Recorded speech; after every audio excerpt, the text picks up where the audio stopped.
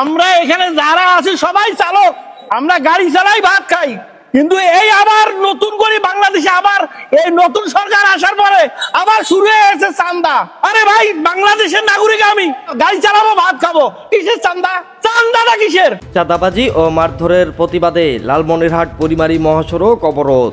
হ্যাঁ সুপ্রিয় দর্শক, ঠিকই শুনেছেন, শ্রমিক সংগঠনের নামে চাঁদাবাজি, পরিচয়পত্র না থাকার অজুহাতে অর্থ আদায় এবং এক চালককে মারধরের প্রতিবাদে লালমনিরহাট টু বুড়িমারি মহাসড়ক অবরোধ করেছেন ট্রাক চালকরা।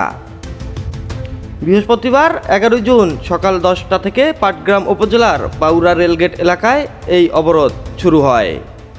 দীর্ঘ সময় ধরে চলা এই অবরোধের জেরে মহাসড়কের দুই পাশে শত শত যানবাহন আটকা পড়েছে। আন্দোলনরত ট্রাক চালকদের অভিযোগ, বিভিন্ন শ্রমিক সংগঠনের নামে মহাসড়কে ট্রাক থামিয়ে ব্যাপক চাঁদাবাজি চলছে। শ্রমিক পরিচয়পত্র দেখানোর অজুহাতে ট্রাক প্রতি 3 থেকে 4 হাজার টাকা পর্যন্ত চাঁদা দাবি করা হচ্ছে। যাদের পরিচয়পত্র নেই তাদের কাছ থেকে জোরপূর্বক 200 থেকে 300 টাকা পর্যন্ত জরিমানা আদায় করা হচ্ছে।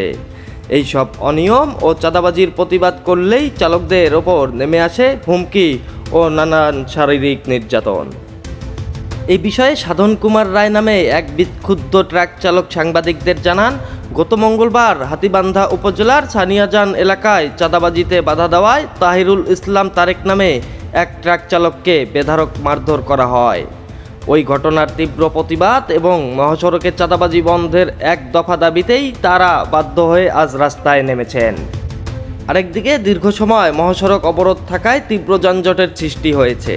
পাটগ্রাম থেকে লালমনিরহাটগামী বাসের এক যাত্রী খাইরুল ইসলাম খবর লালমনিরহাট অনলাইন অনুসন্ধানী নিউজ টিমকে বলেন, চাঁদাবাজি বন্ধ, নির্যাতনের সুষ্ঠু বিচার এবং মহাসড়কে নিরাপদ পরিবেশ নিশ্চিতের দাবিতে চালকরা এই অবরোধ চালিয়ে যাচ্ছেন। তাদের দাবি যৌক্তিক হলেও সাধারণ যাত্রীরা চরম ভোগান্তিতে পড়ছেন। পরিস্থিতি স্বাভাবিক করতে দ্রুত প্রশাসনের হস্তক্ষেপ কামনা করছেন তারা।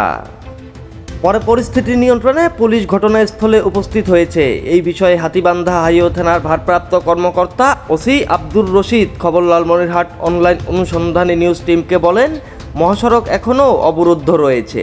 যান চলাচল স্বাভাবিক করতে ও অবরোধ অপসারণে পুলিশ কাজ চালিয়ে যাচ্ছে। পরিস্থিতি আগে নিয়ন্ত্রণে নিয়ে আসতে হবে, তাই আমরা এখন মাঠে চরম ব্যস্ত সময় পার করছি।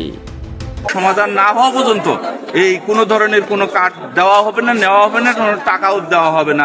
এআই রাজীব, খবর লালমনিরহাট।